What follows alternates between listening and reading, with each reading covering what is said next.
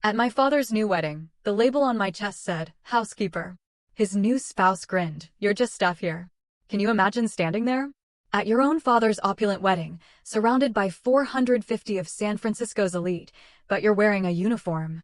Because your name tag doesn't say daughter, it says housekeeper. And then your own brother, in front of everyone, blocks your path to the buffet and sneers, "Food is for family only." What would you do in that moment? Walk away quietly or burn it all down? For me, that humiliation wasn't a breaking point, it was the spark. The fuel for the most calculated corporate takedown San Francisco had ever seen. While they were busy labeling me the help, I was quietly, meticulously, gaining control of 40% of their empire through shell corporations. While they denied me a seat at the family table, I was preparing to take their seats in the boardroom. My name is Victoria Sterling, I'm 32 years old, and this is the story of how being called a housekeeper led to me putting my brother in handcuffs and my father into bankruptcy. Let me paint you a picture. The Sterling Empire. A $280 million behemoth, 1,200 employees, and a gleaming 45-story tower dominating the San Francisco skyline. My father, Richard Sterling, built it from nothing, or so he loved to remind everyone at every opportunity. I graduated from Harvard with an MBA distinction. But instead of joining the family business like my brother, Alexander, I started Nexus Advisory.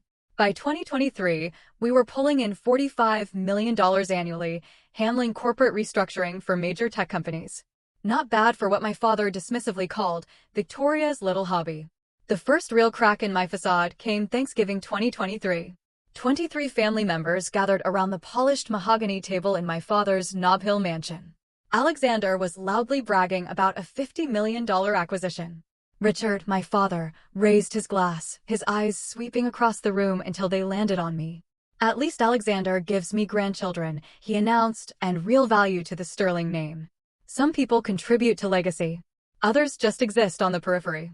The words hung in the air, a silent dagger aimed directly at my heart. 2 days later, the email arrived.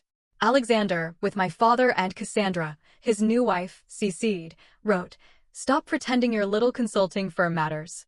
You're embarrassing yourself trying to compete with real corporate work. Maybe focus on finding a husband instead." Finding a husband? The sheer audacity. What Alexander didn't know was that I'd already purchased 8% of Sterling Industries through my first shell company, Evergreen Holdings LLC. Full story on the channel. Link below. Click now and watch what happened next.